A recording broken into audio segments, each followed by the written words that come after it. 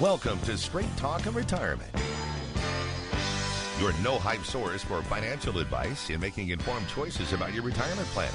Get on the phone to talk today at 314-931-5877 or text your question to 84126. The opinions voiced in this show are for general information only and are not intended to provide specific advice or recommendations for any individual. To determine which investments may be appropriate for you, consult with your attorney, accountant, and financial advisor or tax advisor prior to investing. Securities offered through LPL Financial, member FINRA SIPC. Investment advice offered through Private Advisor Group, a registered investment advisor. Private Advisor Group and JBL Financial Services, Inc. are separate entities from LPL Financial.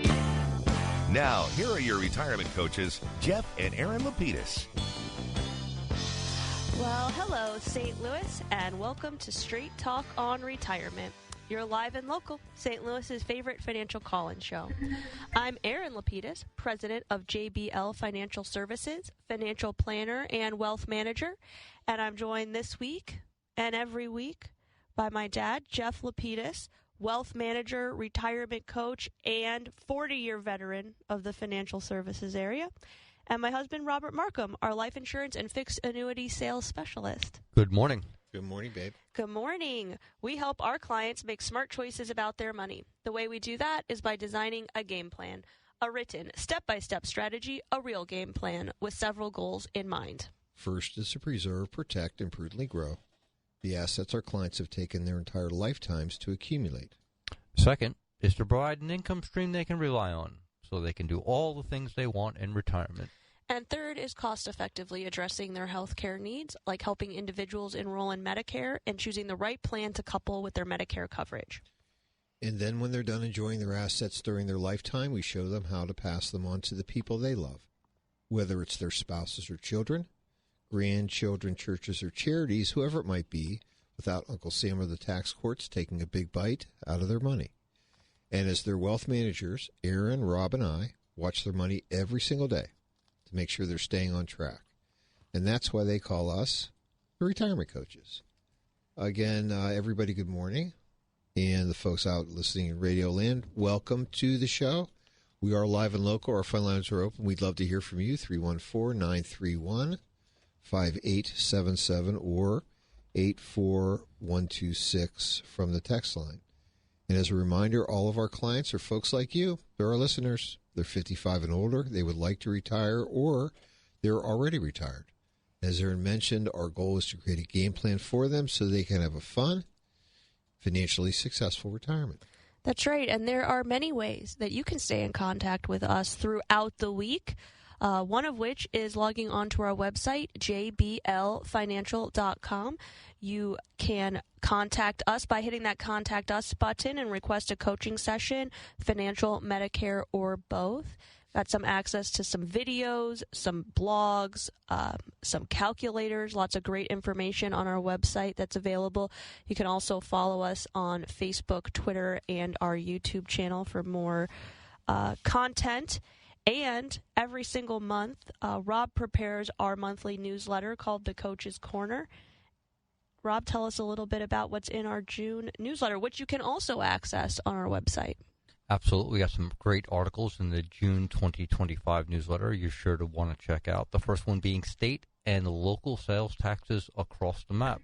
State sales taxes rates range between 2 and 10%. Some states exempt food and clothing, but only 5 states have no sales tax, and they are Oregon, Montana, New Hampshire, Alaska, and Delaware.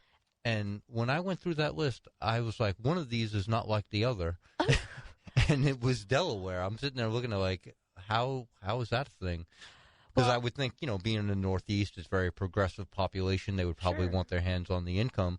I mean, New Hampshire's also there. Yeah, but that's the live free or die state, so I figure they're kind of quirky up there. So, I could see how, their gun laws and speed limits are a certain kind of way, so I could see them exempting the sales tax. But Delaware was just like, huh? Well, I also like how you're highlighting the states that don't have sales tax because as I was looking at them just a moment ago, I was thinking to myself, of these states, I never see any of them on those lists of best states to retire in.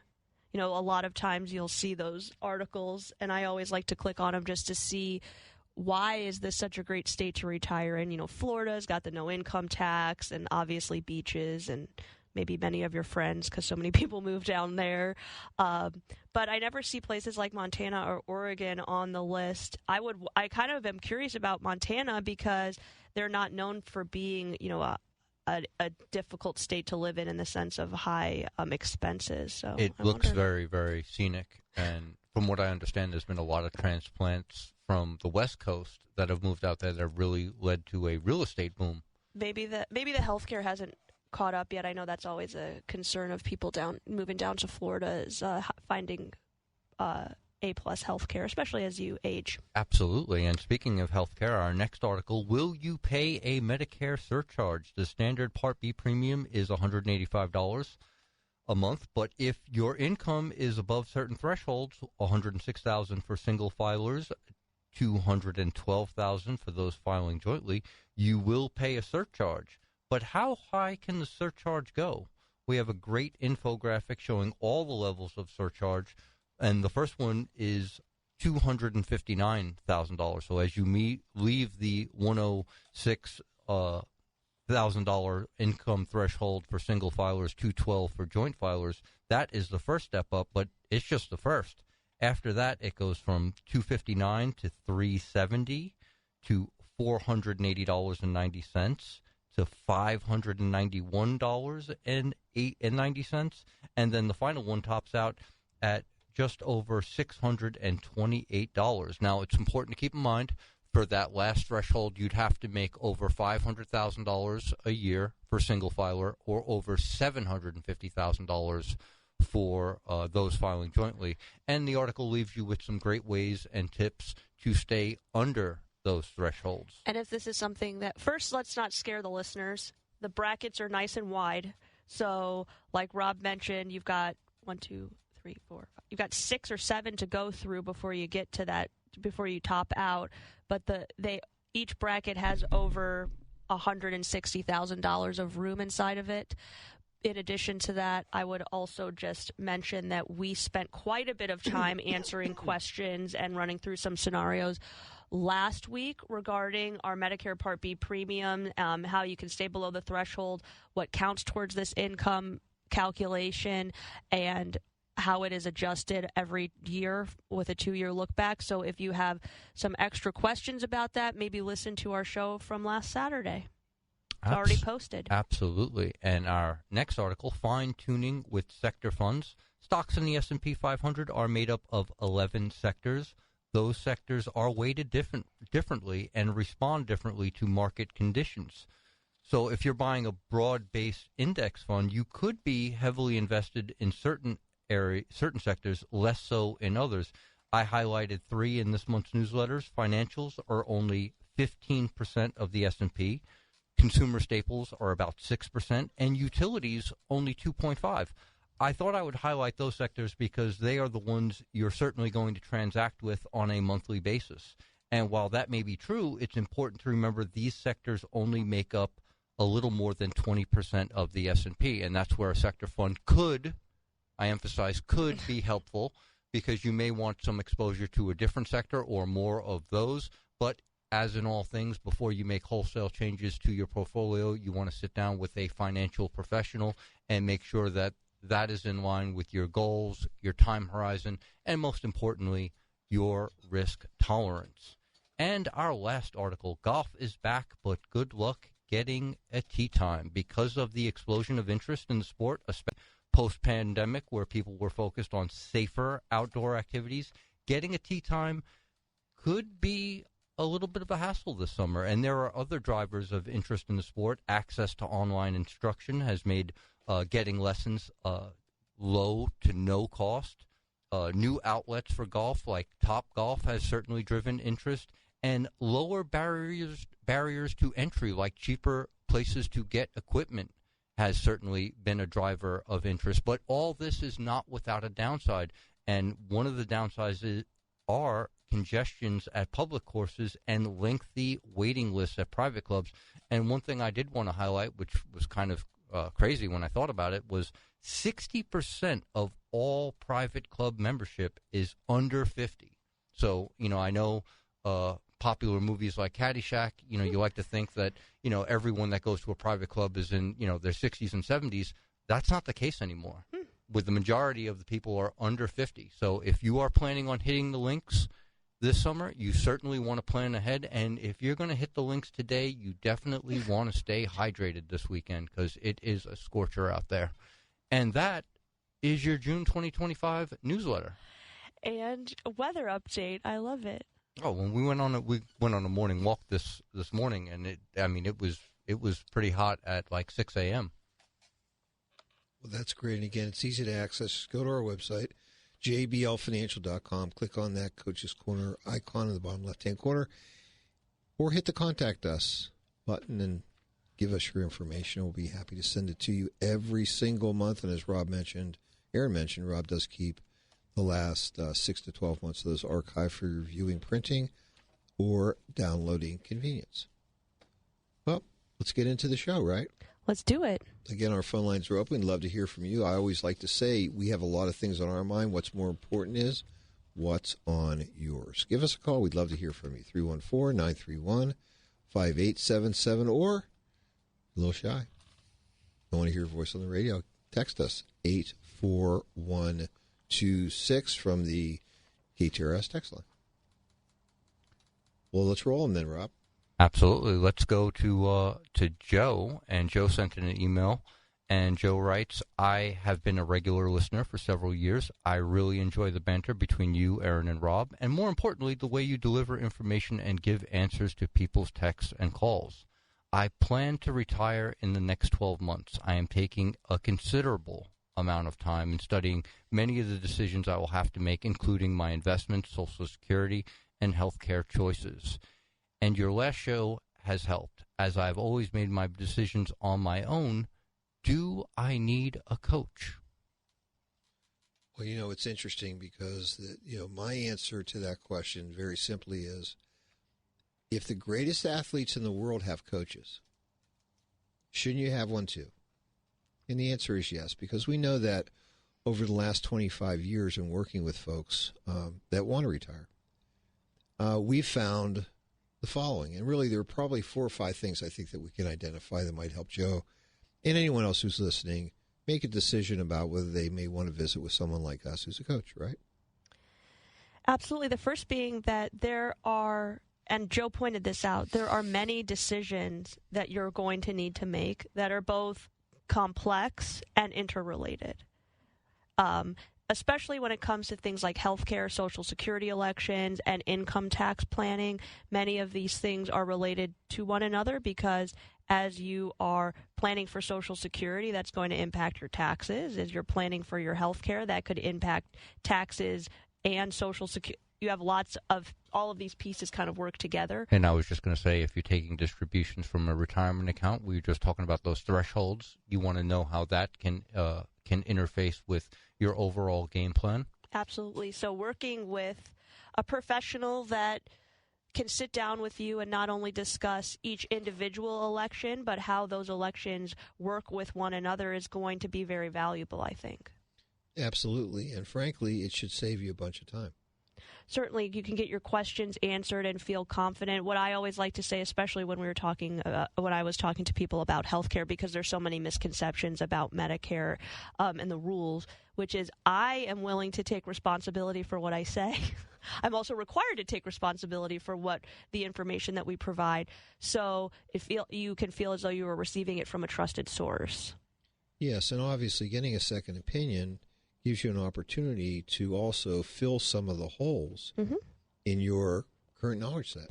Or maybe even test your own thinking if, we might both end up at the same place. In fact, that's always our goal, which is when we sit down with individuals, how do you hope we can help? So how do you hope we can help get to where you want to go? Just having a professional you can bounce ideas of. I mean, even when they're like not life-changing, like, hey, I was thinking about buying a new car. What is the best way of going about that? Like, just having someone that you can bounce ideas off of can be very, very valuable. Certainly, and being able to test your thoughts. Hey, we took a different track to get to the same place. Why did you choose that path instead of the one they elected? So, yes, and we also find that there are many people that are not comfortable with managing large sums of money or being responsible for the results of the returns on that money. And so working with a professional that has both the training and the experience that you need, because obviously when you're looking at retirement, we're not looking at the accumulation phase. We're really talking about active distribution phase for most folks, because as I've said over the years, I think it's pretty easy to characterize. I think we can characterize our clients in one of two camps, either cash flow now or cash flow later. Later being required minimum distribution. So eventually, well, and also I think that there are many different groups inside of those camps. So cash flow now just means the day that you retire or the day that you start working with us, we are going to be responsible for making up a portion of your income. Or if, for example, I just met with a couple of clients yesterday where husband's retired, wife is still working, but because the husband is retired and not quite taking Social Security yet, he feels like his cash flow isn't working exactly the way he'd like. He's got a little pension coming in, and because they purchased a new car, now he feels he's cash flow negative, even though while we're sitting in the meeting, his wife said, I could lend you some money. I could share some of my income. We decided that we're going to match a payment for him, so he feels he's short about $400 a month. We're going to start sending that to him every month so he can feel cash flow neutral. So there's a lot of different ways you can be cash flow now. But we always like to say even our cash flow later people, that might be you're still working. That might be that at the moment your income needs are met by your fixed income if you have Social Security and pension. So you might be cash flow later in the sense that we don't have to start sending money. But eventually everyone becomes cash flow now that has retirement plan assets, because we're going to have to start accommodating for required minimum distributions. And certainly working with a professional, especially in a volatile market, having a steady hand there can be very important, frankly, not just only to touch base with, but also to say, okay, the apple cart isn't going to tip over. I mean, that's really what the big deal is. We also know that, and I don't care how smart you are, but it's very difficult for most people to make an honest, objective assessment of their own situation. When you're in the middle of something, you tend to have blinders. Well, especially when it comes to... And you filter out really just about everything because you feel like I'm making this decision, and I'm obviously you want to be right in decisions. And you've got these filters up. Well, having someone else there to give you objective or to play. Sometimes we're the cheerleader, sometimes we're the devil's advocate. Sure. Right? But again, to give you more information so that we can open up your filters to that, we'll put you in a position where we think you're going to be able to make smarter choices about your money. And that's really what this is all about. Certainly. I also think that in a lot of cases, people have, and it makes perfect sense, you've worked your entire lives, in most cases 40-plus years in some examples, that to build your wealth, you've created emotional attachments to certain things. It could be it was the debt that I incurred for my child's education, or this was the inheritance I received. So you've put certain values on certain dollars or certain debts, and having someone that's objective that is just going to look at those numbers and say, this is the best way to get us from point A to where you want to go, can be very valuable, because just like you said, being in the middle of something or having an attachment to your own wealth can not be a detriment, but it can sometimes limit you in what your options are just by your own visibility. Would be a great benefit to work with someone who's been in the market and seen a lot of volatility over the last 4 decades, and knows how to navigate the ship. And this isn't their first rodeo. Very, very important, I would think. Exactly. And finally, what certainly I have found that for most of our clients, having us as their coach and advisor gives them the chance to spend more of their time doing the things that they think are important to them while we watch their money. Right. You don't have to have a part-time job in retirement of managing your retirement. At the same time, with our emailer, Joe. We never take toys away from boys. So if you feel that if the investing part of your scenario is important to you, and it's something that you want to continue to be fully actively involved in, maybe you don't need a coach, and that's okay. But for those that do, most of them consider that, you want to consider that if your greatest asset is your time, which it is for all of us, because it's limited. We don't know how long it's going to be here. Could you be investing it in other ways that will bring more pleasure to you in your life and the people around you? If the answer is yes, guess what? Easy to do. Give us a call, 314-863-0008 if you're within 5 years of retirement or getting ready to retire. And Joe, keep on listening, brother. We appreciate it. Absolutely. And at this time, I think we should take our first break of the hour. And when we get back, we'll talk a little bit about some individuals that utilized a coach. So don't touch that dial. We're going to be back with more Straight Talk on Retirement right after these brief messages. Hey, it's John Carney, and I know you're thinking, wait a minute, I just heard you do an Allen Roofing commercial. You know what? Well, because their work depends on what the weather's doing, that is changing hourly, so we got to change these hourly. I don't know if it's raining. I don't know if it's snowing. I don't know if it's sunny. But think about this. All of that is rough on the outside of your home. To the rescue, bum, ba, bum, Allen Roofing. They can come fix things for you. Or if you need a replacement of the roof, or you need a replacement of the gutters or the siding because the wind blew it away, they can handle all of those things. You don't know what Mother Nature's going to throw you. They don't either, but they're ready for absolutely everything. So stop worrying. Just keep the number handy, and when you need them, call them or reach them online. Allen Roofing, online at aroofing.net. Stop worrying. When you go and get your car washed, do you really care which car wash you go to? Yes, because not all car washes are created equal. Country Club Car Wash is the local family-owned and family-operated car wash since 1989. All these other ones that are popping up, they're all run by out-of-town hedge funds. Keep it local. Keep it great. Touchless car washes, no brushes, inside and out. 5 area locations, Country Club Car Wash or cccwstl.com. Hi, I'm Mayor Tim Lowry. Join us for a vibrant celebration of culture and community at the Fiesta in Florissant on June 21st and 22nd at the Deschain Home Association grounds.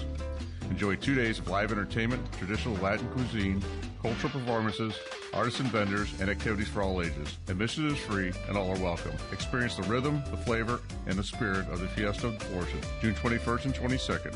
For more details, visit HispanicFestivalSTL.com. You.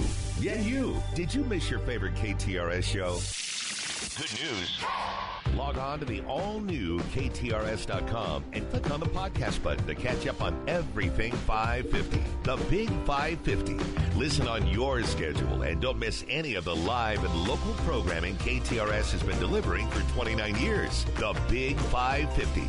The all-new KTRS.com. Click on the podcast button. The talk of St. Louis. Depend on it. This is Erin Lapidus, the retirement coach. Wouldn't it be great to have a game plan, a real strategy, so that no matter what was going on in the stock market, the economy, or the world, you could be confident about your retirement? Wouldn't that be great?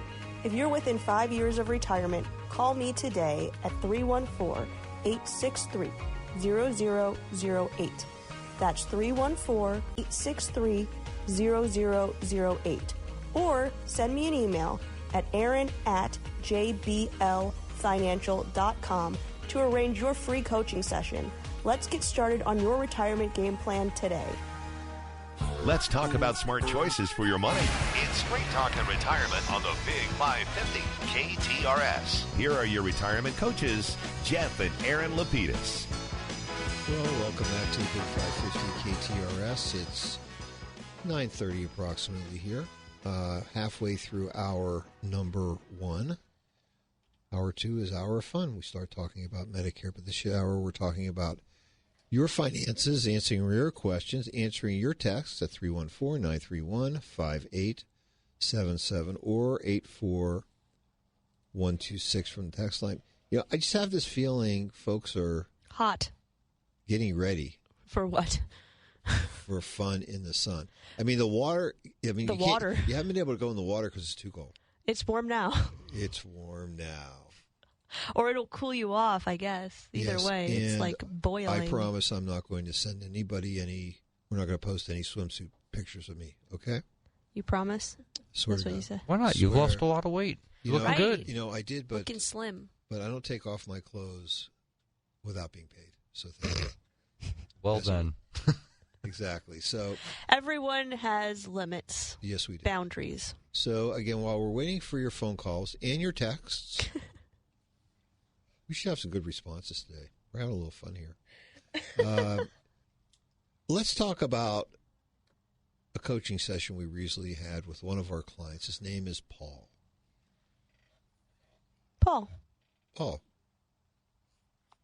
Paul is just turned 73 in February 2026. He is no longer active at work and therefore has stopped participating in his prior company's 401k plan.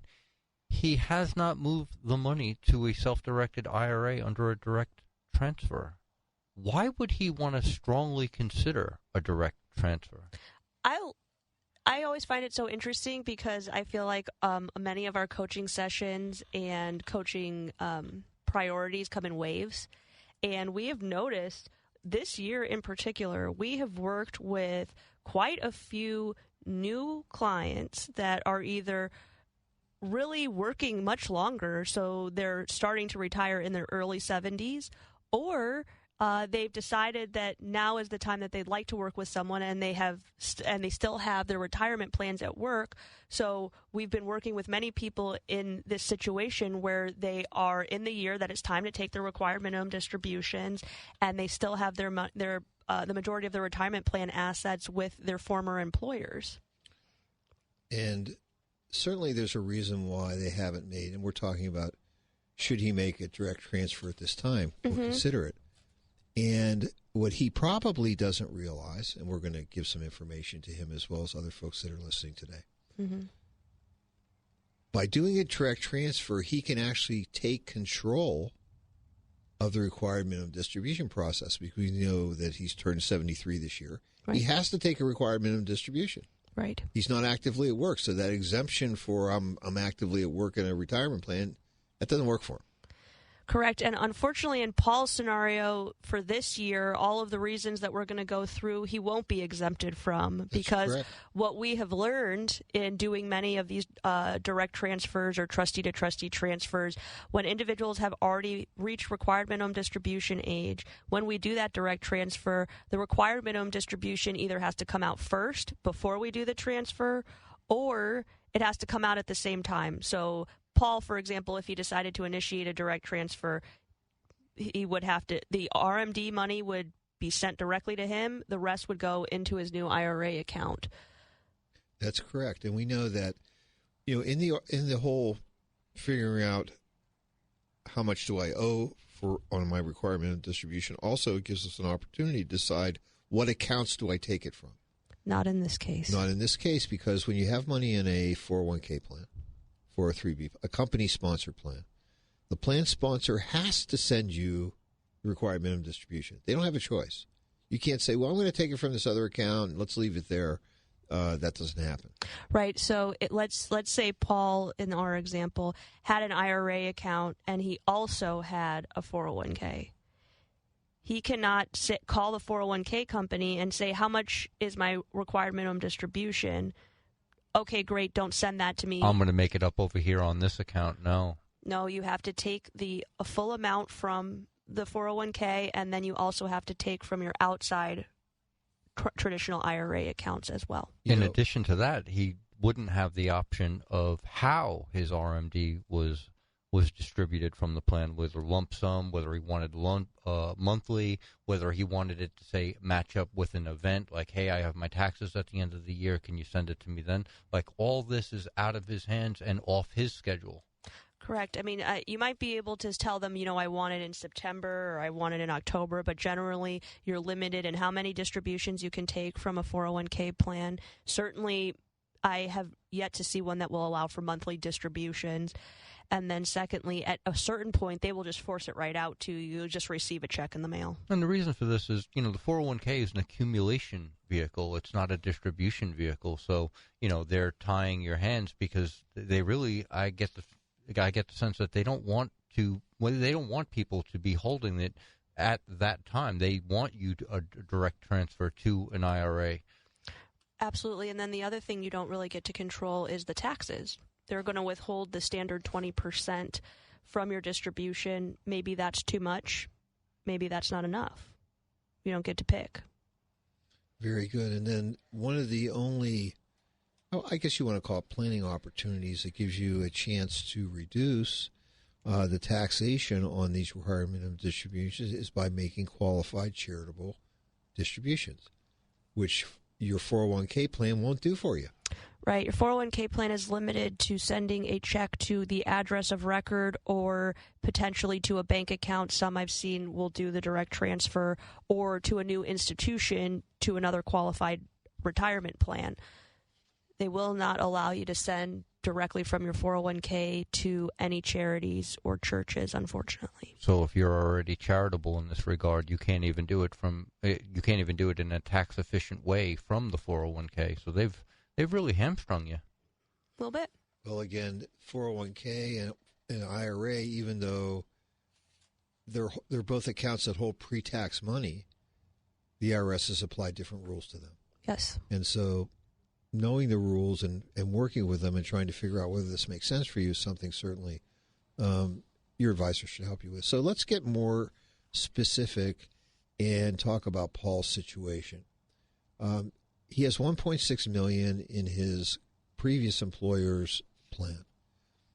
$1.5 million of that is pre-tax money, which includes his contributions, the company's contributions, and tax-deferred earned income or capital growth, whatever it would be.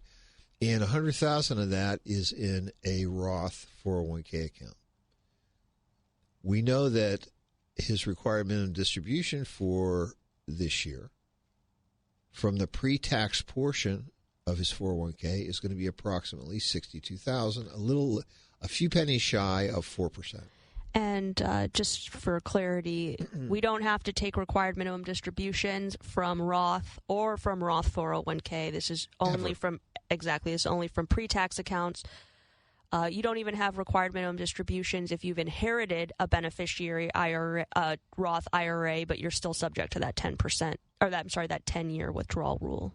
And it isn't unusual for us or our clients, and Paul specifically here, to have certain cash flow and timing goals to how they're going to use this money. So let's talk a little bit about these because he has quite a few. He does, and his first one being, let's distribute $7,000 to pay his real estate taxes in December. He'd like that receive that money before Thanksgiving. Not unreasonable at all. Right. Oh, and nice. He is already sending about $3,000 a year to church at an increment of $250 a month.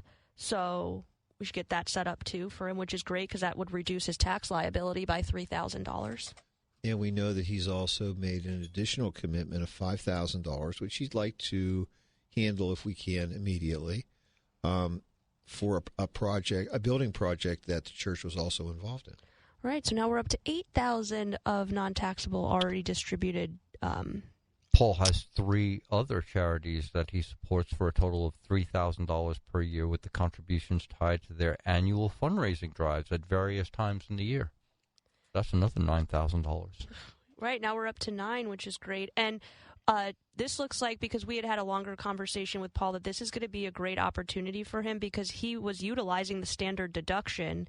And that means that although he has been charitable, maybe it wasn't $9,000, maybe it was the standard that we were doing already, that he was doing less than $5,000 last year. He didn't really get the full credit for that, so to speak, because it was assumed inside of his standard deduction.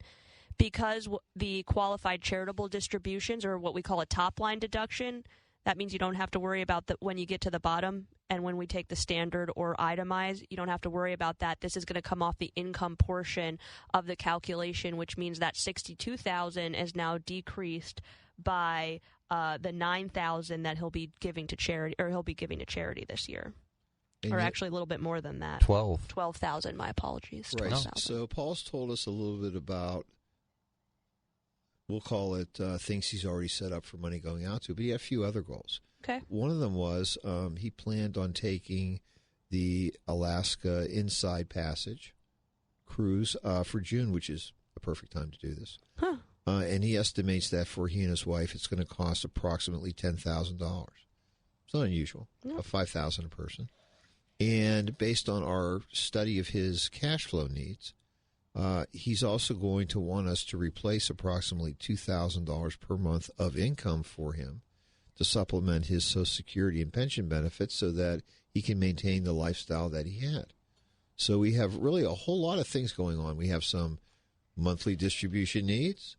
We have some charitable distribution needs. We have some annual amounts going in for charities and also targeted times for vacations, etc.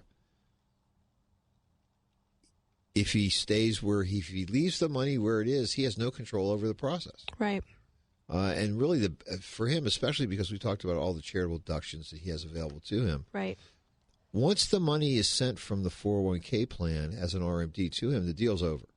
Right. You can't put it back in. You can't make other distributions, etc. So taking control of the process is something that is really important. And I think for Paul, certainly after our discussion, he felt it was important to be able to do that so that we could really customize the way that these distributions were coming to him, not only in time but in amount.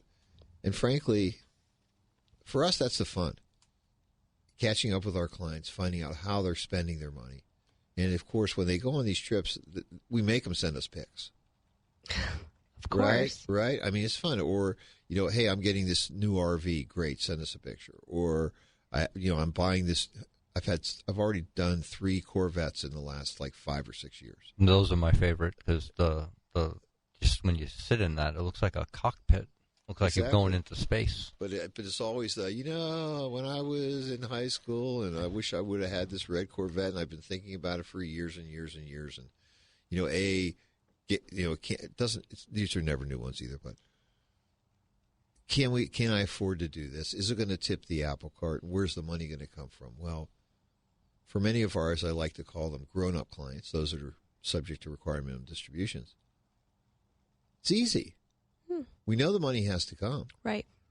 How can we direct it in a way that benefits you the most and, frankly, enables you, especially like as an example with Paul and with the real estate taxes. If you paid off your mortgage, most people, they're escrowing this money, right? They're setting it aside in an account because they know they're going to have to spend $6,000, $7,000. Right. Somebody check, they don't usually just let it sit there. Well, guess what? Now we can take that off his plate. Right. Set it up so that it automatically comes on exactly the day that he wants. Withhold the taxes, of course. So he can pay taxes. Yes.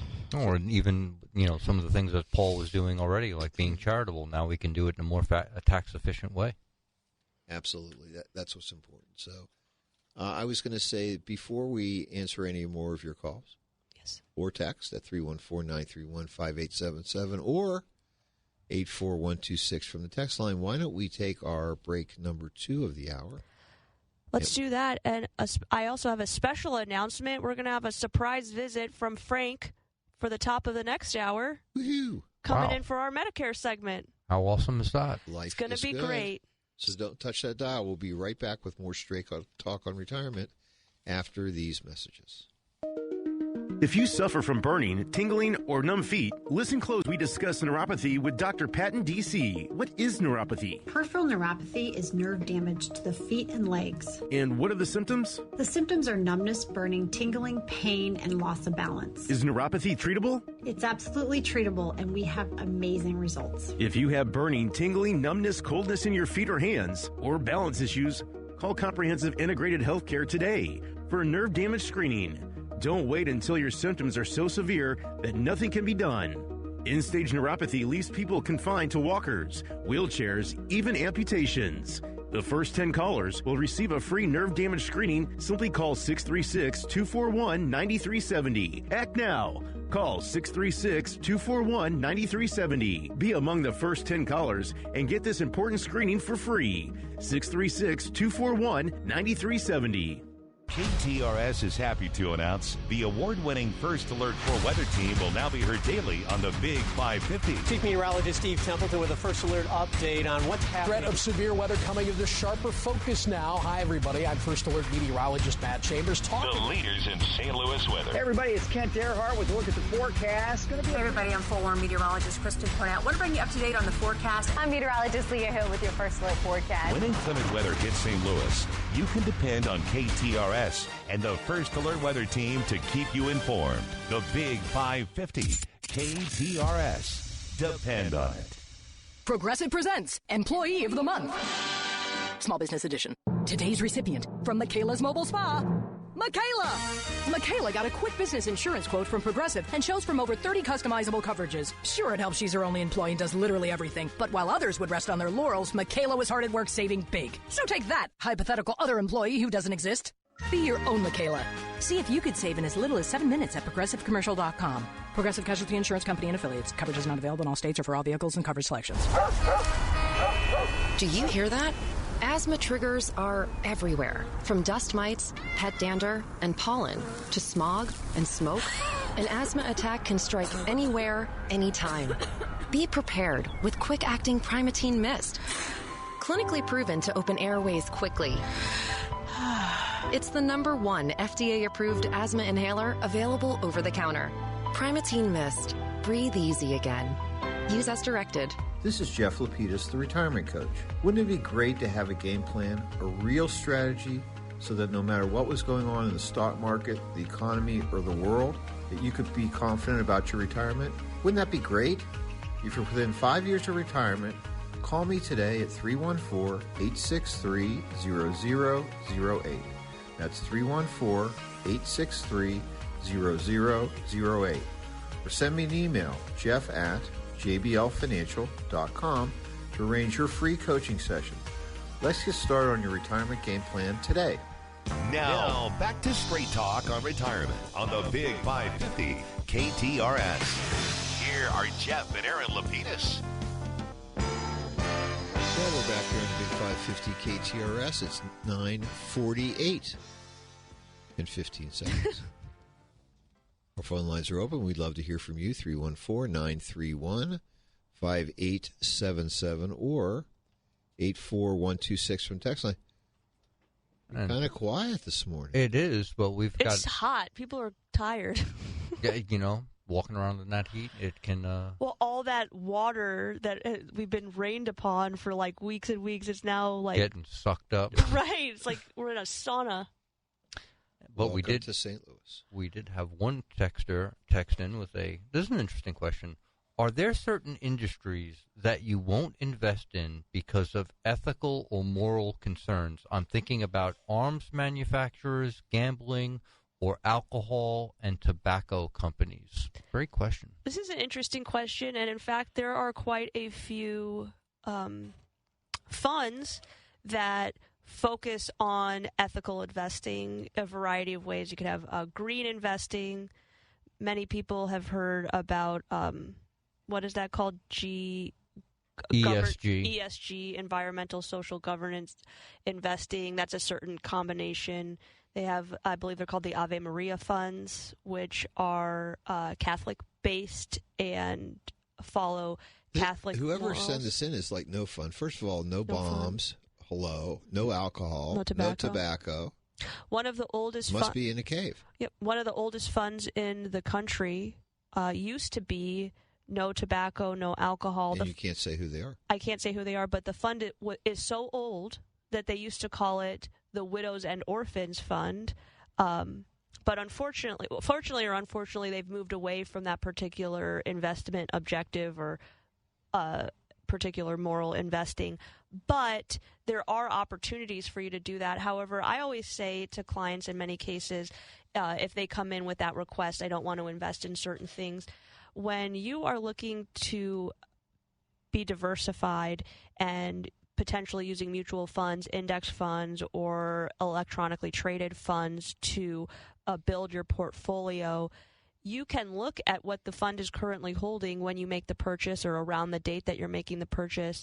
There is no guarantee unless you've selected one of the types of funds that we talked about, and there are several more, that you won't eventually find a specific company or a company that does a specific thing that you were against either in a short order amount of time or over time, because those funds make changes to their portfolios on specific bases that usually are outlined, but they don't stay stagnant. And I was just thinking that you have the same scenario that you just described within individual companies themselves. I mean, that's a good point. There's a lot of companies that have, they may have an arms or military component, but they have a very large consumer component. You may have a tobacco company that also has a very non-tobacco, maybe a food and beverage arm that is non-alcoholic. So, a lot of these companies are not a one-shot, we only do X, Y, and Z. There's a lot of diversification within the companies themselves. That's a great point, and also diversification in interesting ways sometimes. For example, tobacco companies were some of the number one drivers behind vaping, which I know has come out to be not so healthy either, but still they moved into a space to maintain market share. Or Coca-Cola has water and powered, and energy drinks. And then also many of the oil companies are some of the largest contributors to green energy, solar, wind, hydroelectric. So that's a great point. I guess, Rob, maybe I'm wrong here, but I was kind of reading into this question is whether we have any. Oh. Right. Do we have any? And the answer is I don't. Because as far as I'm concerned, we don't generally make recommendations on individual securities. Therefore, we're working with managed money. So that being the case, I tend to look at these investments as chips at the casino. Right. And whether it's a green chip or a blue chip or red chip, it's just a chip. Now, fortunately for us, what we're able to do is we can certainly do research, and we do this, to look at these portfolios from various companies, how they compare with their peers. And so what we're interested in is, as I like to say, greed for you. Right. That's our job. Or the compliance way of performance. Yes, right. Performance. You need someone that's looking to be greedy for you. No, Exactly. I mean, it sounds, it may sound a little crass, but it's, completely reasonable, and, you should expect that when you work with a professional. When I have these conversations with clients, I always like to make the joke about Planet Fitness because they have a pizza party that they advertise, or they used to have an advertisement for, come in, do pizza in the afternoon or whatever. Well, I mean, for some people that may be counterintuitive to health because pizza isn't necessarily considered a health food. But if the company is doing well, why do you care necessarily? Should have a gym where it's come on in for these shrimpers. That would be great. Get a great source of protein. Exactly. There you go. But Well, that's great. Again, our phone lines are open. We'd love to hear from you. 314-931-5877 or 84126 from the text line. And our next texter writes, is there an age limit to converting a traditional IRA to a Roth IRA, or do you have to be working to be able to do that? Just wondering. I think they put in the just wondering because they know what's about to follow from you, Dad. What do you mean? Oh, exactly. You mean like why would you have lost your mind and not been in the hospital, psychiatric ward for wanting to do a conversion? So Roth conversions do not have earned income requirements because they are not considered contributions. They are considered conversions. So there's no annual limitation as to how much you can convert. I guess the limitation is how much pain are you willing to endure in terms of taxation. Uncle Sam is happy to take your money at any age. That's right. We were having some remodeling done, and I was talking to the contractor, and I said, "Oh, could you do this? Could you do that?" And he said, "We can do anything for you. We're always happy to take your money." No, that was a classic line. That's great. It's good to know. Same rule applies here with Roth conversions.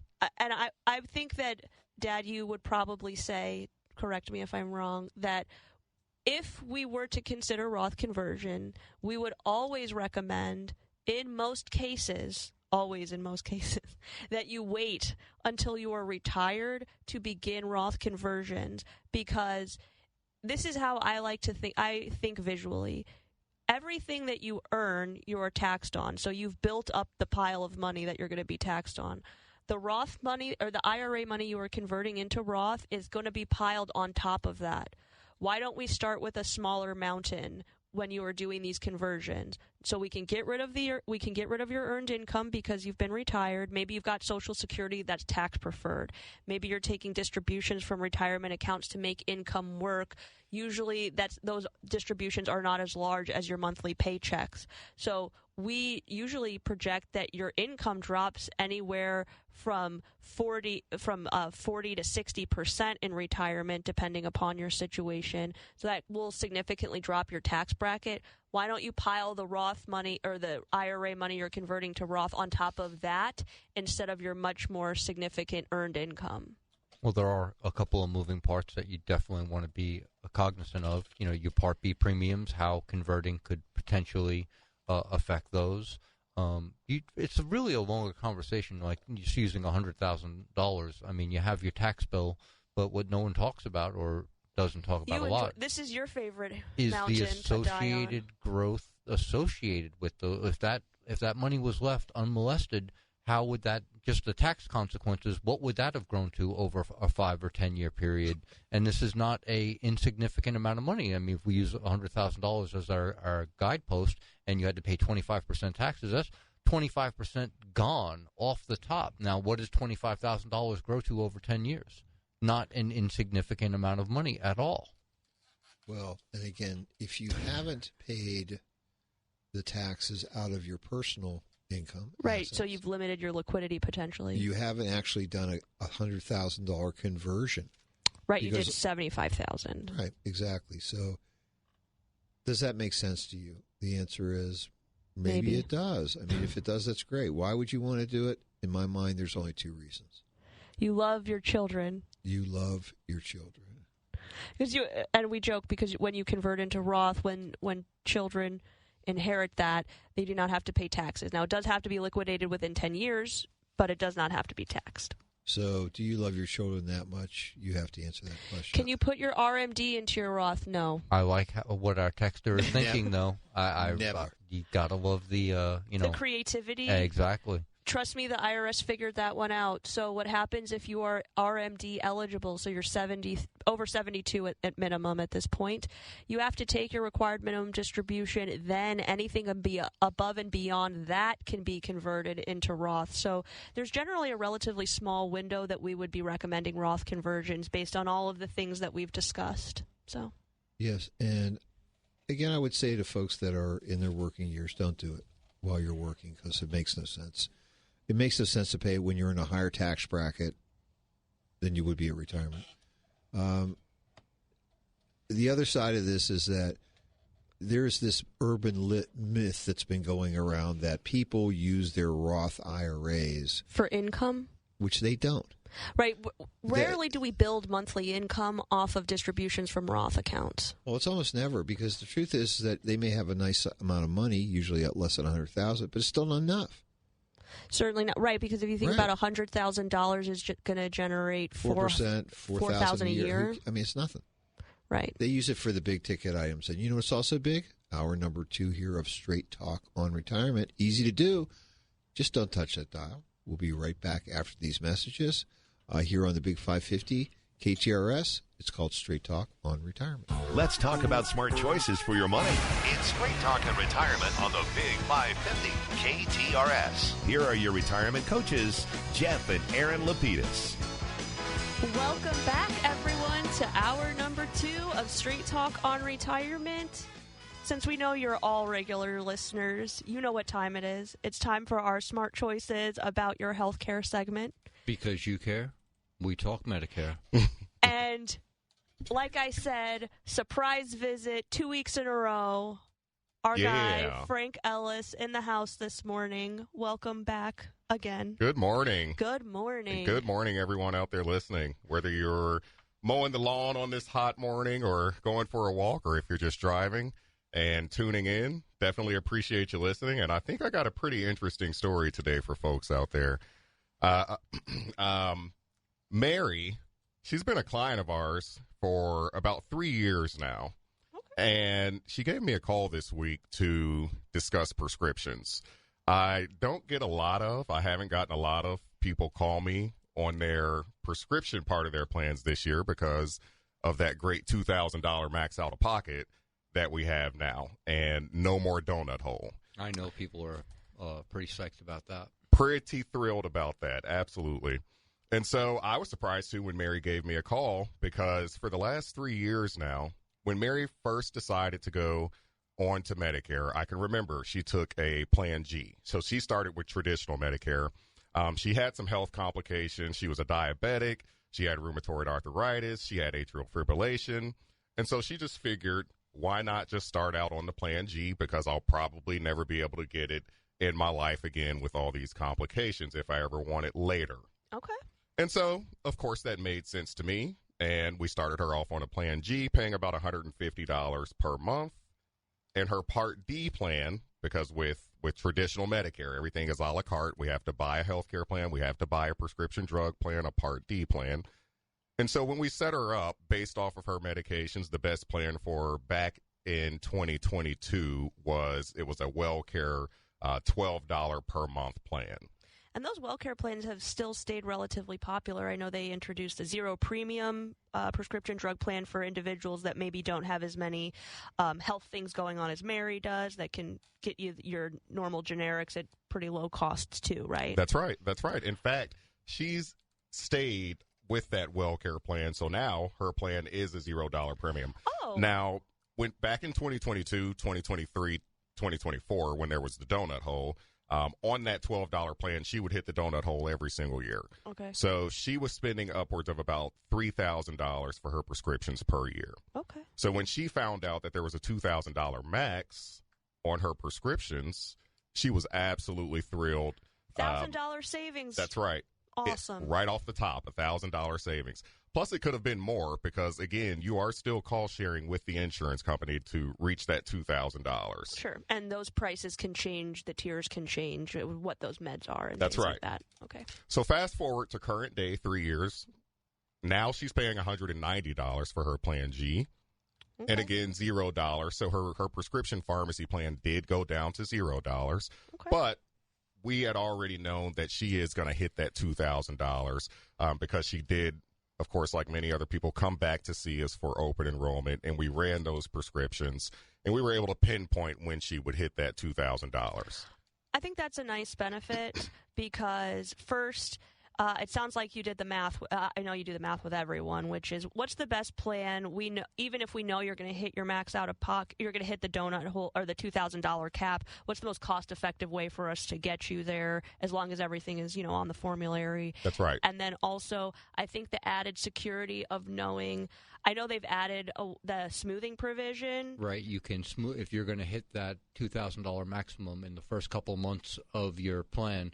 You can smooth that cost with no finance charges or anything like that over 12 months. So you can pay the same amount over 12 months. Or if you don't want to do that, when you work with Frank, he can, just like he said, tell you this is what you're going to pay in each month until you get to your cap, and then you're done paying. So if you want to plan it out by paying the same every month, all 12 months, or you want to plan it out by knowing what you're going to spend every month, Frank can achieve both of those things. That's for right. you. That's right. And so when I talked to Mary this time, she came in and she said her doctor prescribed her a new prescription, OxyContin. And when she went to the pharmacy to pick it up, she was just totally shocked because the pharmacist told her it was going to be $700 for a 30-day supply of an 80-milligram OxyContin. Put gold in that?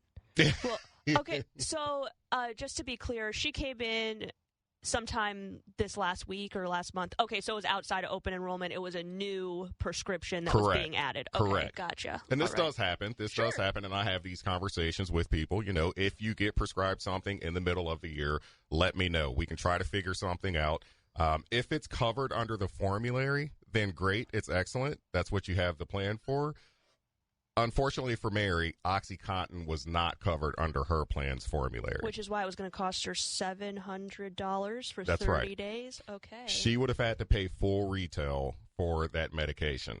And that's not going towards the $2,000, right? That is correct. And that does not go towards that $2,000 max because a prescription does have to be on the plan's formulary in order for it to count towards that $2,000 max. Got ya. So, with Mary, her plan, she's currently under traditional Medicare. Right. So, when we were looking at all of the traditional Medicare plans, because I like to see a full picture. What plan under traditional Medicare is actually going to cover your prescriptions? That way, when you come in for open enrollment, we're going to have an idea. Is it a SilverScript plan? Is it a Humana plan? Is it a United Healthcare plan? And so when we were looking at the plans, we only have 14 drug plans available in the St. Louis area now. I think there used to be upwards of 20, so there used to be a few more. But now they have condensed that down to 14 options for the clients out there. None of the plans covered OxyContin. Thanks. And is this because I know that there's in many cases that there are prescriptions that Medicare does not cover until you do the prior authorization? That is correct. That is correct. So that is one option that Mary has, is she can do the prior authorization, but of course that is always at the discretion of the insurance company. Certainly. I would feel much better if she had a plan that it was on their formulary. That way she did not have to go through any hoops or have any headaches in getting her medication. And let's just say, I know OxyContin sometimes is a long-term prescription, meaning you could have it over multiple years. Sometimes it's for a protracted amount of time. If you are able to go through the prior authorization process, if you stay on the same plan for the next plan year, do you have to get another prior authorization if it's still not on the formulary? Yes, she will have to continue to get those prior authorizations. And that's what I mean, and that's what I talked about with Mary. Would you rather have to go through these hoops to get this, or would you rather have a plan that you know it's on the formulary, you know it's covered, and you're just paying up to your $2,000 max out of pocket, and you don't have to deal with any of that back end stuff? I kind of like this, so you can give her, this is our solution for right now, because we need to do something to help out with that $700 That's a right. month. That's right. And this is what it might look like next year. That's right. So you give her a little relief and a little hope. That's right. So going back, since Mary is on traditional Medicare, she has a standalone Part D plan. She wanted to know if she could go ahead and switch right away. But she does not qualify for any sort of special enrollment. Last week when we talked about some of those special enrollments, whenever you move from one service area to another service area. Or maybe the service area leaves you. Then you would have a special enrollment. So that's an opportunity to actually switch plans in the middle of the year. And I would also say, just like we talked about last week, always give, Frank or your professional a call when something like this comes up. Or last week we were having another conversation about moving, but even within the same county, still give Frank a call because things are slightly different. I do know that sometimes they have statewide special elections because of disasters and weather and things like that. I don't know if it sounds like one is not going on right now for where Mary is, but that would still be a reason why, even if you know what the special election requirements are, maybe you don't know all of them. So that's why it still makes sense to give somebody a call to clarify for you. Yeah, absolutely. I've used some of those other odd special enrollments like the FEMA. I think one year when we had a few tornadoes, maybe even this past year, but there was some sort of special opportunity for people to join. But right now, at this current moment, there is not. So she would be stuck in her plan through the end of the year. So that's why we would get the prior authorization currently for this year. And the prior authorization is nothing that Mary has to do. That's done between her doctor and the insurance company on the back end.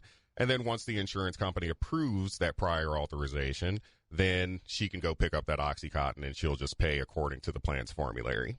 And so when you have a formulary exception, which is what the prior auth will do, is put the OxyContin on the formulary for Mary. Do you have an idea of approximately how much she's going to have to pay every month for it? So she would pay anywhere between 25 to 33%, because it is going to be considered a Tier 5 specialty tier under her current plan. And is that, I think that's true, right, of all formulary exceptions, they all get added to the top tier? So in rare cases, very rare cases, I have seen the insurance company approve a Tier 4 instead of a Tier 5. Okay. So you're still paying, $100 or so. So this is still, you're not going down to the zero tier, that's to right. the zero copay tier. It's probably still going to be pricey, but that's right. There are some benefits to getting added. First of all, you're only paying up to 33%.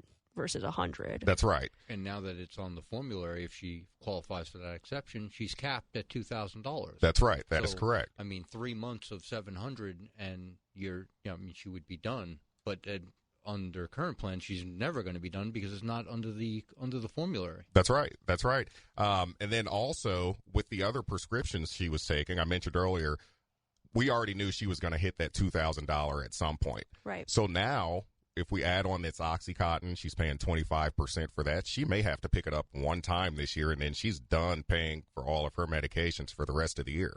So, this keeps getting better.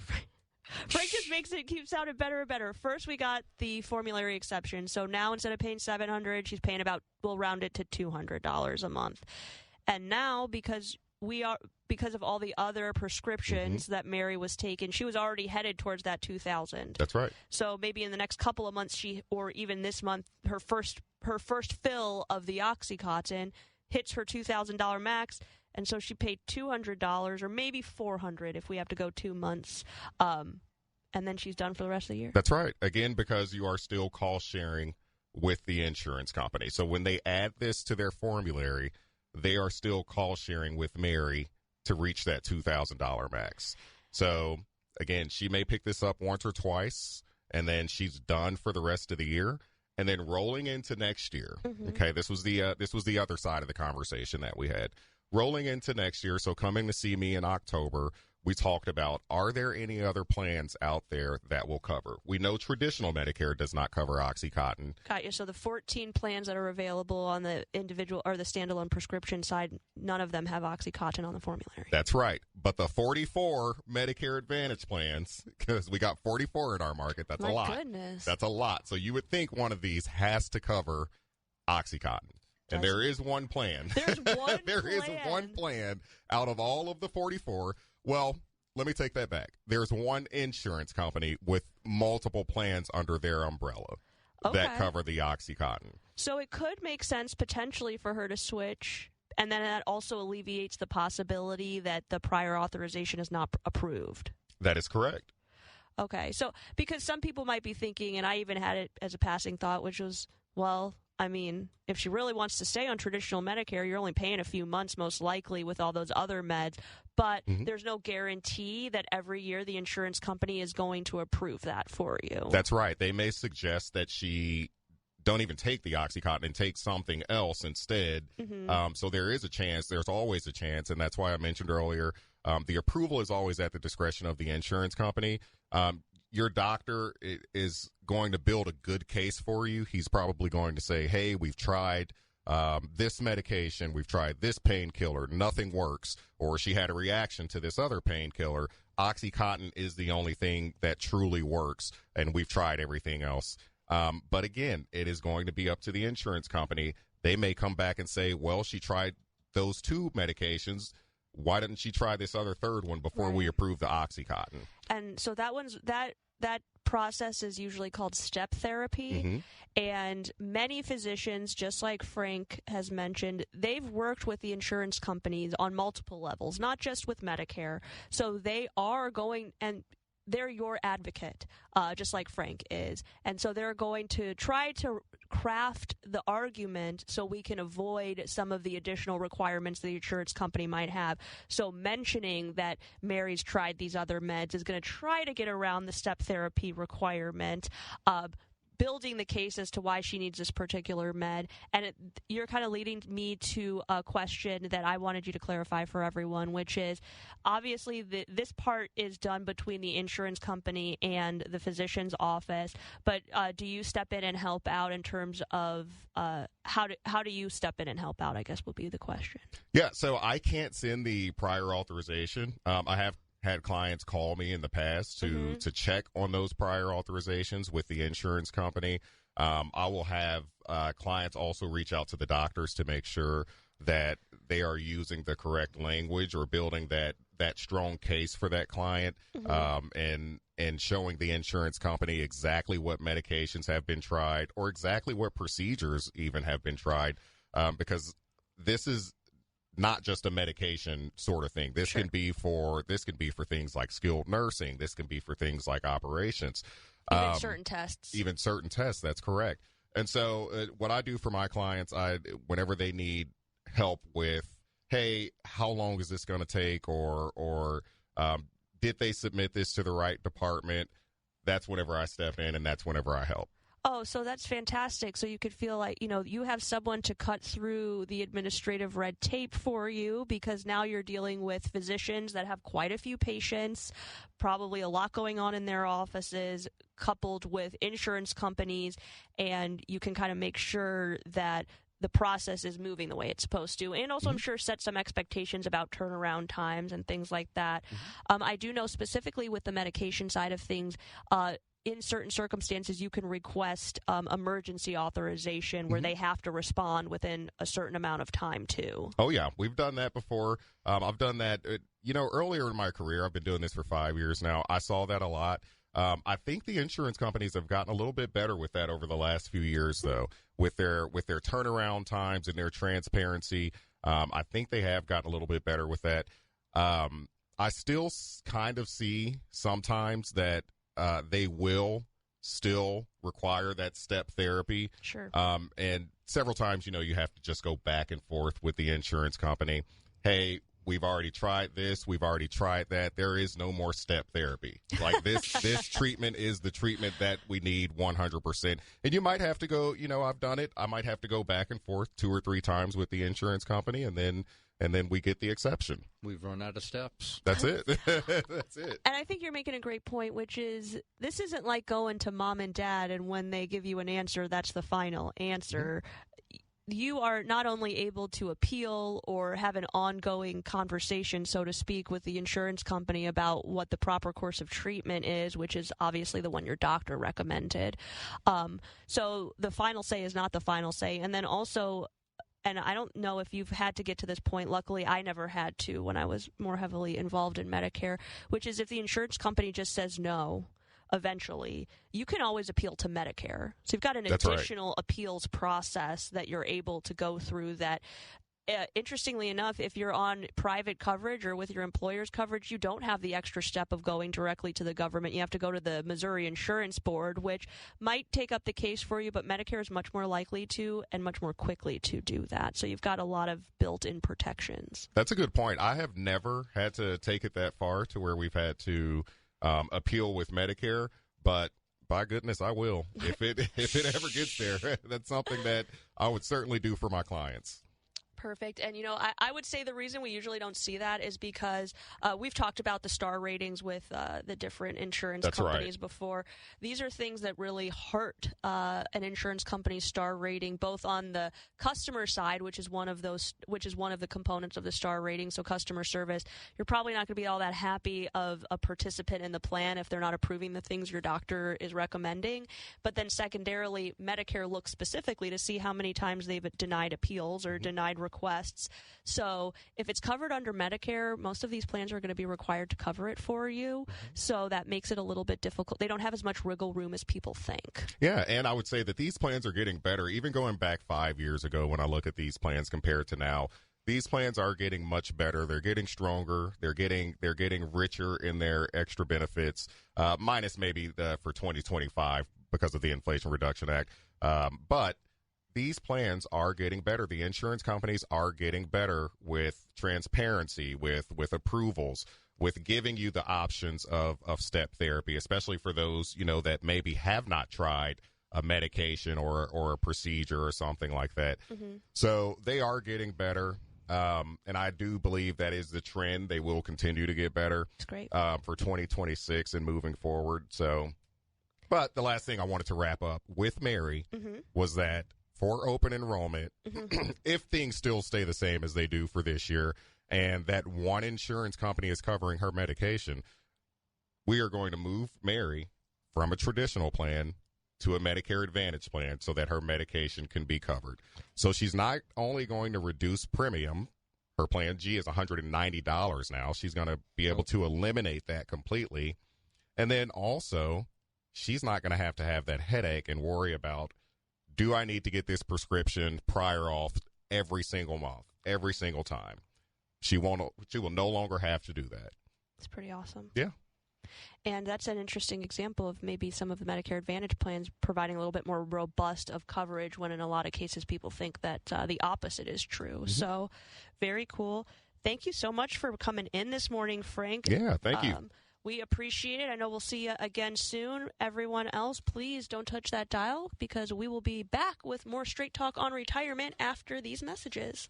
Got gold? Get green at Jewels on Hampton. Jewels on Hampton pays the most for your precious metals, jewelry, gems, currency, antiques, and collectibles. Jewels on Hampton buys precious and semi-precious gems and stones, scrap gold, and sterling silver. Jewels on Hampton buys and sells paper money, wristwatches, and pocket watches. They even take pianos and cars. To sum up, bring your gold chains, bracelets, rings, coins, dental gold, and more to Jewels on Hampton, 4506 Hampton Avenue in St. Louis. And get green. Online at jewelsonhampton.com. Family-owned and family-run American Standard Heating and Air Conditioning Platinum dealer that's been keeping St. Louis comfortable and safe for 55 years. They service all brands, so schedule them to service your AC before it gets too hot. And if you need a new system, they'll give you a fair and honest estimate on American Standard, voted #1 by Consumer Reports. You'll get the best pricing and tax credits of 2025. Call AAA at 636-397-3200, online at AAASTL.com. Call AAA. We're on our way. Are you old school or are you new school? Doesn't really matter, because if you need a hardware store, where do you go? Schnarr's Hardware, and their 2 locations, East Lockwood and Webster Groves, and, of course, their world headquarters on Clayton Road. You see, Schnarr's Hardware is one of those places where you walk in and you say, this thing broke off my toilet. Do you have one of these? Yeah, follow me. And they take you in the back, and you pass 19 different aisles of things that you wish you could stop and look at. And do you need a 3-inch or a 4-inch? I think I need a 3-inch. Great. I'll buy 2, and I'll bring the other one back. That's why Schnarr's Hardware has been so successful. It's the customer service and the attention to detail. Whether you need fertilizer or whether you need something for the kitchen, maybe you need something for the big green egg. 2 locations, 1 great hardware store, Schnarr's Hardware. And yes, the popcorn is always free, as well as the smell, because it smells like a hardware store. East Lockwood and Webster Groves, and on Clayton Road in Ladue, Schnarr's or schnarrs.com. We'll see you there. This is Erin Lapidus, the retirement coach. Wouldn't it be great to have a game plan, a real strategy, so that no matter what was going on in the stock market, the economy, or the world, you could be confident about your retirement? Wouldn't that be great? If you're within 5 years of retirement, call me today at 314-863-0008. That's 314-863-0008. Or send me an email at Erin@jblfinancial.com to arrange your free coaching session. Let's get your retirement game plan today. Now, back to Straight Talk on Retirement on the Big 550 KTRS. Here are Jeff and Erin Lapidus. Well, it's 10:30 here on the Big 550 KTRS. Great Medicare segment this morning. That's right. Really appreciate Frank coming in. Yes, we do. We really do. Thank God we pay him. Okay. And the listeners really appreciate him, too. And we've just got a comment from the text line. I got to say, Frank is a really great advocate for Medicare recipients. We appreciate him. So nice of you to say. And he really is. I agree, and hopefully, I know he listens while he's driving around, so hopefully he heard that nice compliment, or I'll make sure he hears it on Monday when we see him. He wrote it. Oh, that. No, that's not his number. Coincidentally came in. Coincidentally, right. Now watch it just explodes with Frank needs a raise. Frank Appreciation Hour. Right. You can tell us how much you love Frank on our text line at 84126, or if you want to call in, 314-931-5877. Comments, questions, we're here. And just as an aside, there's never a cost to sit down with a coaching session with Frank. It'll only cost you if you don't sit down with Frank. Oh, that's another great one. That's good. So I would love to get back to our Roth conversion conversation, but... No Roth conversion? No Roth conversion, please. But let's talk about maybe the big question that we're asked. Number one question. Number one. Have I accumulated enough assets so that I can comfortably retire and stay retired? That's it. Would you agree? Absolutely. And I would say, this is a question that no one really asked 40 years ago, 50 years ago, because the environment is quite a bit different than when people were retiring in the 90s, early 2000s. Well, went from a pension model to a 401k IRA model, so it's a lot different now. Right. You have to be responsible for a large portion of your retirement. It's interesting because we have found that everyone has their own, we'll call it magic number. Right. So in many cases, people take the time. And, one of our first topics this morning, talking about Joe, who took a lot of time doing research for himself on retirement planning. You read a lot of articles about having to accumulate a certain number of assets in order to retire, and that becomes a very generic number. I need $1 million. I need $2 million. With inflation, it could be $20 million. Those articles leave you with the impression you'll never retire. Even Warren Buffett, shocked that he was able to step down off the board. Exactly. So what are some of the variables that we have to deal with? Number one is your age at retirement. How close are you to Social Security eligibility? Exactly. How close are you to pension eligibility? Absolutely. What sources will you have and what will be available to you to generate income, which is, i.e., to replace a part of your paycheck?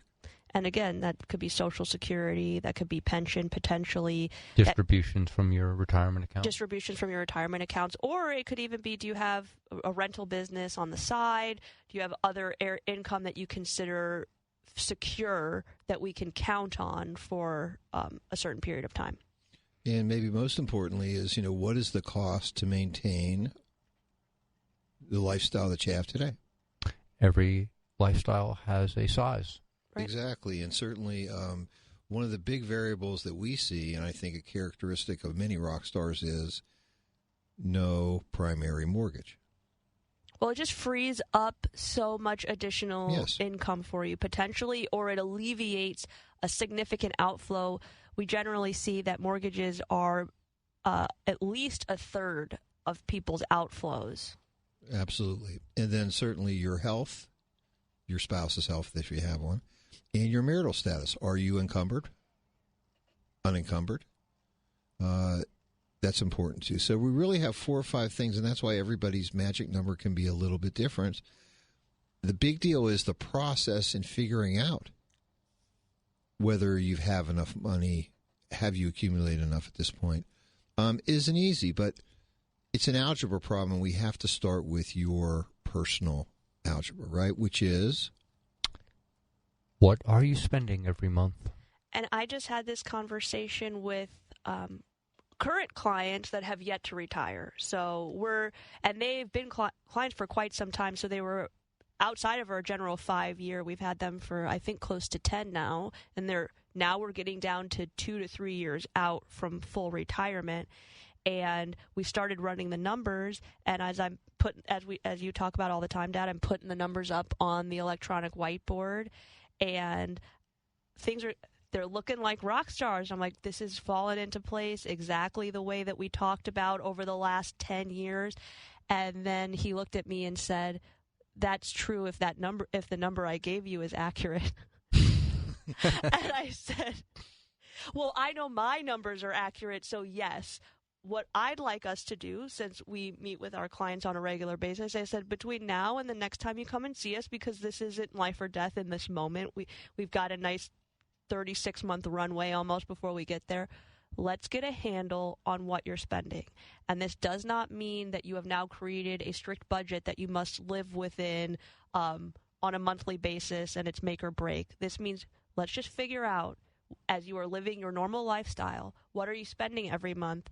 And my suggestion was, if you're someone that's looking to do this or you're a family that's looking to do this, maybe start putting all of your expenses in one or two places. So I'm only going to use these 2 credit cards for the next month. I can get that full total. You know, if you've got a mortgage, obviously you're not putting on the credit card. You can add these other expenses in, but make it easy on yourself. Don't limit yourself. Live the normal life you're living. If you get Starbucks every Wednesday, go get it. Do the normal things you do, and let's get to a number. Yeah, and some folks are not maybe disciplined enough or want to be in that case. So it becomes even easier, which is how much are you bringing home? And by the way, how much did your personal savings account increase from one year to the next? Or decrease. Or decrease, right. Which means because we know in retirement we don't have to save. So let's use an example. Let's just say that a husband and wife, they're bringing home $7,000 a month. Mm-hmm. And they figure out that their spending is $6,000. Well, okay, so in theory they should have $1,000 a month available. So they should have, when they get to the end of the year, $12,000 in their checking or savings account. And, you know, it's always kind of funny because folks will have some different numbers they'll write down for us, and we'll go, okay, like, well, then where's the money? Because it's not there. I mean, we're looking, okay, so you should have XYZ. And they don't, and it's because in many cases they've saved money to consume it later. Whether it's for projects or whether it's for vacations, whatever it would be, or to help, or guess what? Now we're helping this child with, private school, whatever it might be. Or you made a great example, Dad, of escrowing your own taxes for property taxes. I've seen it go both ways, which is sometimes we sit down and it's like, well, if you're only spending half of what you're bringing in, where's all the savings gone? It's fine because we can match your family math, meaning if you've extracted certain things from a monthly budget and you do them annually, we can do that too. We just need to account for it. But I have seen it go the other way, which is people significantly overestimating their spending, which is not necessarily a bad thing because it creates a more conservative approach. But when I look in their accounts and see I see what they're bringing home every month, and then I see that they have $150,000 in their savings accounts. My next question is, where did this come from? Is it an inheritance? Did you sell something? And if none of those things are the case, then we know that you're not really spending that much every month. Right, which may make us start what we think of the process is really a faucet management, because once we know what our spending is, then we're talking about when is the timing of turning on the spigots, the faucets, meaning cash flow. Where are we taking from which accounts? Right. Is it from retirement accounts? Is it from Roth retirement? Yeah, right. When do we make Social Security elections? Exactly. Pension elections, etc. So it's a timing thing, or even maybe pulling money from personal savings. Many of the decisions that you have to make are irreversible. Like pension election, once it starts, absolutely. That's it. And we know with Social Security, you can elect, but you only have 1 year to pay it back one time.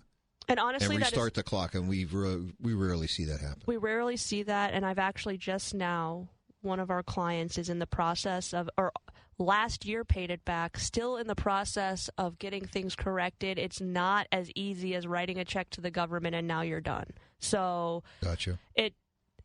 This is something that, although it is a reversible decision within the first 12 months, it's not something that you want to necessarily go through. No, I've sat in a lot of coaching sessions with you where we're like, hey, why don't we delay taking Social Security because you may be called back to work. They may make you an offer that you just can't refuse. So rather than turn that faucet on and have to go through the scenario you just described, we're just going to put that off and play it by ear. We can certainly afford to, match your spending levels for the first 6 months until we see the lay of the land in this regard.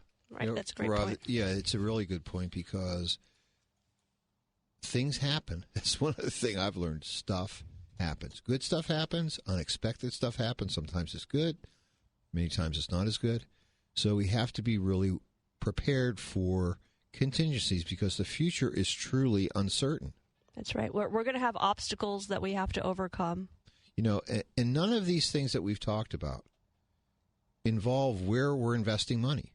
Right. Because that's not what it's about. It's about the math. We need to make sure that our math is as concise as it can be. We're trying to duplicate your current cash flow and your lifestyle, and that's what we do. Most of the calculators that are out there are saying, you know, are based upon your gross income. Well, I was just thinking about this, you know, when we were in the break. As an example, let's say we have a guy who's a finisher. A carpenter. It could be a carpenter, it could be a cement finisher, etc. Okay. Those folks tend to make a pretty decent income. Let's say they're making $80,000 a year. Because they're highly specialized labor. Yeah. Well, labor, and it's union, so you know they make a nice wage. Let's say their spouse is also working. Mm-hmm. They're making $60,000. Okay. So between the two, they're sitting there at $140,000. But we know that they're not bringing $140,000 home. Wouldn't that be If they're nice? lucky, they're bringing home maybe 60% after their withholding taxes, after the retirement plan contributions. Most folks bring home about 60% of their income. So if you think about that, 60%. Well, now we're looking at somewhere at about about $84,000 a year, about $7,000 a month, right? I'm just shocked you didn't use this opportunity to tell your favorite Erin story. No, I'm not going to do that one. But I might. Oh, you mean when I got my first real job, I'm like, Dad, I'm going to make $36,000 a year. No, you're not. You jumped I was like, that's $3,000 a month. No, it's not. It's like I did the math on the calculator. I was actually, I thought you were going to make me tell you the story about your first bonus that you received. And it was right in the middle of the stuff that was going on after the Willie, et cetera, the stuff that was going on here in St. Louis. Oh, after in Ferguson, yeah. Exactly, the Ferguson stuff. And then, like, you looked at your check and you go, like, where did it all go? Where'd it all go? And I'm like, you see those people walking around outside that aren't at work right now? Okay. My daughter, she became alt.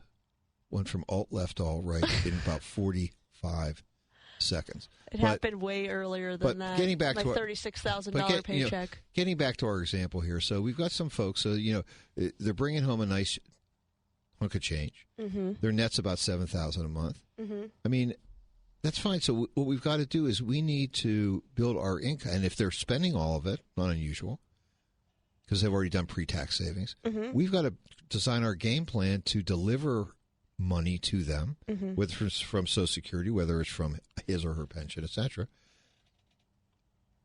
in exactly the way they want it, at exactly the time that they want it, right? Right. Absolutely. And I just wanted to make a small point that, we're not Susie Orman. We're not here to make value judgments on what you're spending the money on. We just want to get an accurate handle on what that spending is so that our most important goal is that you have the same lifestyle in retirement that you had on your last day of work. And I would tell you that, the whole conversation of, we can save money doing this. We think that's nice, but it doesn't happen. I mean, most people have spending patterns, but as Rob was really saying, and I think we all would agree with this, we don't care how you spend your money. Right. That's up to you. You're an adult. You're making those adult decisions. And if you don't like it, then you're going to change it. We're certainly not going to recommend that you change it. And also, wouldn't it be great if we could take, just like we were talking previously, and we'll hit our next break before we go into a nice example, but wouldn't it be great if you could make those adjustments that you wanted to make? I'm going to pull back on cable, or I'm going to change this or that, and you don't have to call and say, now please reduce my distribution by $50. Now please reduce my distribution by $100. You just get to absorb it into something else. You get an extra dinner out, or you get an extra couple lunches out. Let's just build your income based on what you were already doing. If we can make that work, that's part of what we'll talk about after the break.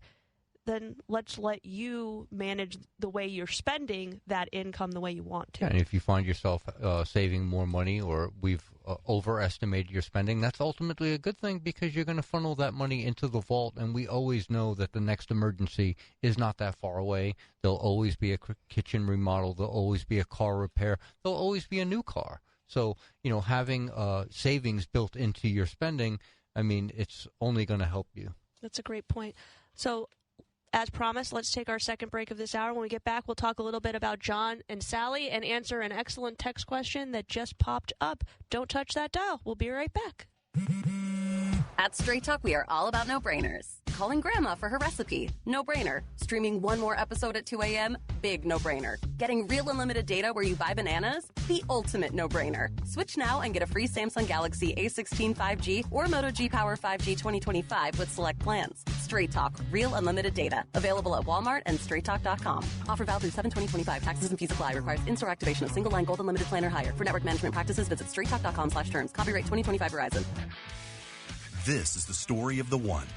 As a lineman, he does whatever it takes to keep the power on in his community. And he wants a partner like Grainger who does the same.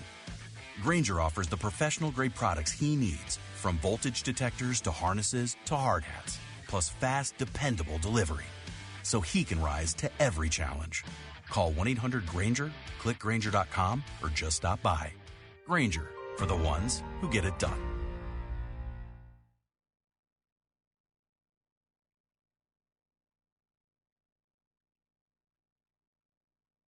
Let's talk about smart choices for your money.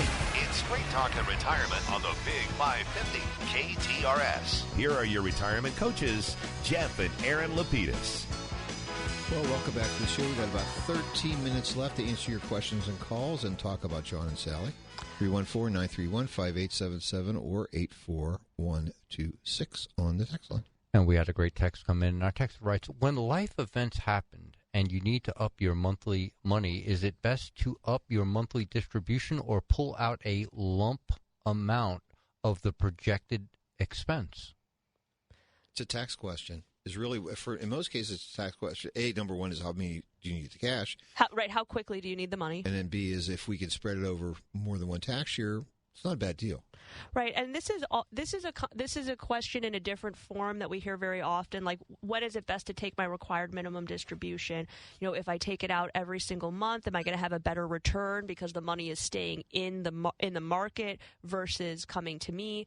Well, I think in that instance and also in the instance of an expense, taxes are a question. And then secondarily, generally, we're talking about a very small component of your portfolio for a particular distribution. So it's not going to have a huge impact on your overall returns, but it can have a big impact on taxes or interest if you're paying an expense. So let's look at those other components, less so the returns of those dollars. I was just thinking in terms of taxes, like say someone needed a new roof, I have to have it done. Well, maybe we, time half of the expense for, say, November, and then 2 months later we're in a new tax year and we're, sending the other half of it. So you're spreading it out in a tax-efficient way.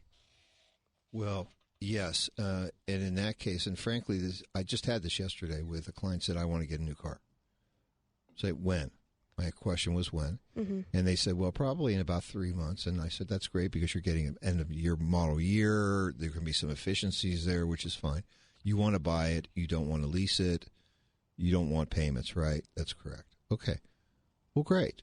We estimated what the cost of the car was. First thing I said was, based on last year's tax return, what was your adjusted gross income? Mm-hmm. Because I wanted to figure out whether this extra 30, 40, 50,000 was going to... How many bumps are we going to go? Was that going to negatively affect them? We knew that it wouldn't negatively affect them on the Medicare Part B, which was good. Mm-hmm. So the answer was, guess what? You go get your car. Don't wait. Go get it. Right. Finance it for 5 years, but guess what? What we'll do is... pay it off in 8 months. We'll pay it off. That's right. We'll pay it off fast. And so what we can certainly do is we can send you monthlies. To match the payment. Exactly. And then get rid of it maybe 3-4 months down the road. That makes sense. Why not, right?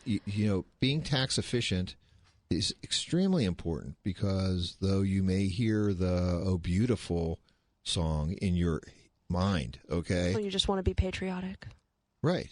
If you want to be patriotic, choose a charity and send money. Don't send it to the U.S. government like just in taxes because it's going to get wasted. Good idea. You're reading the text. I am reading the text, and we should definitely take this one. It came a little out of order. Do you want to? I'll go for it. Thank you. I will turn 70 in the middle of July and applied for Social Security on April 3rd. So April to May to June. So that's 2 months ago now. My account still says it is in progress. I have never gotten anything saying that I was approved. I tried calling Social Security to no avail. Is there something else I can do? My spouse is already drawing and we want to increase his to the spousal benefit. So you've already done essentially what you can do. I have heard that the turnaround times on Social Security applications have been getting a bit longer.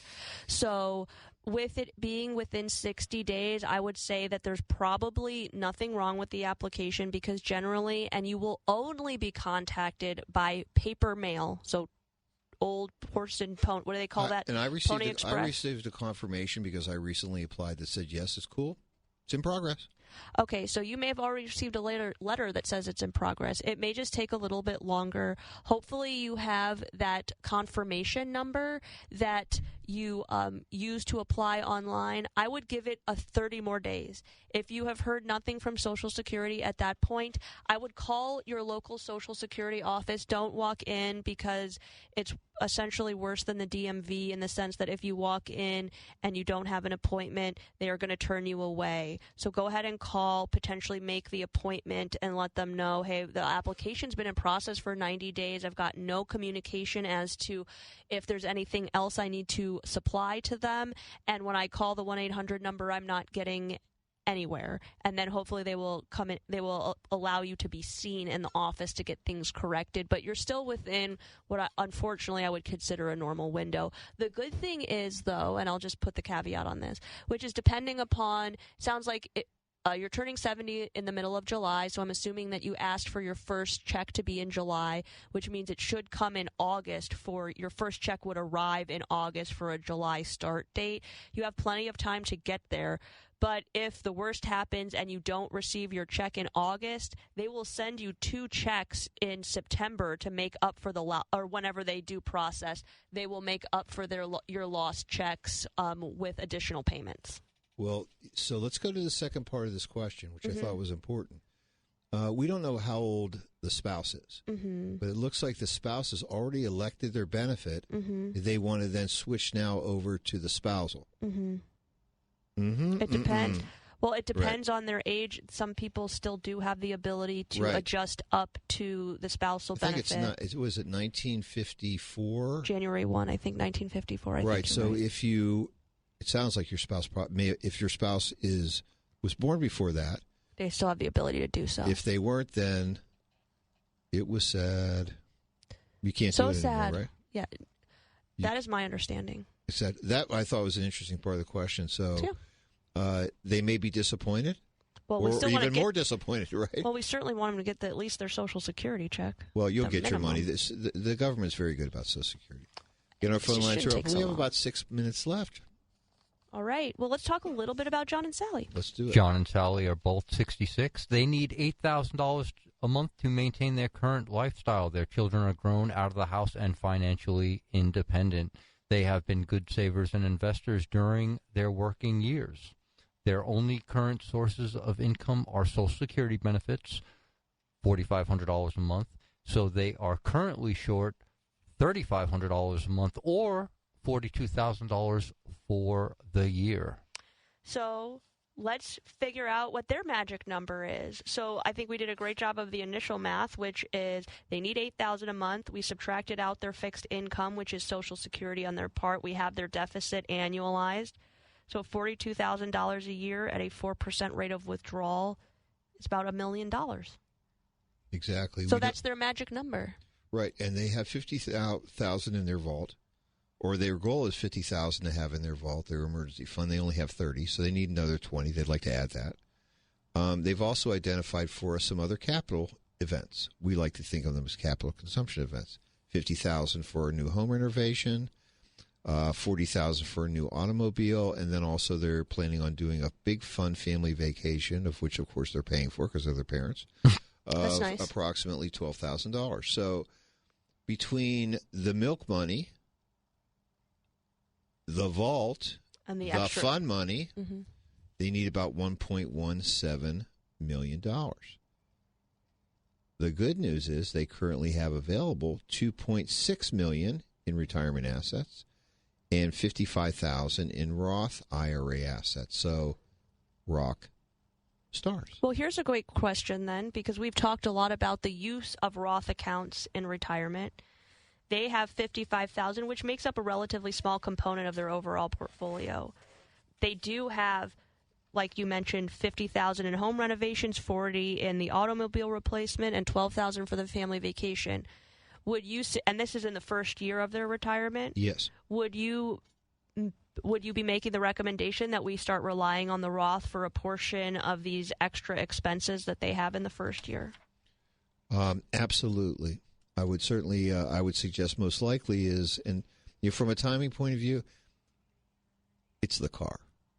It's going to be the car. Okay. So what will happen is that they'll want $30,000 as a single sum. Boom.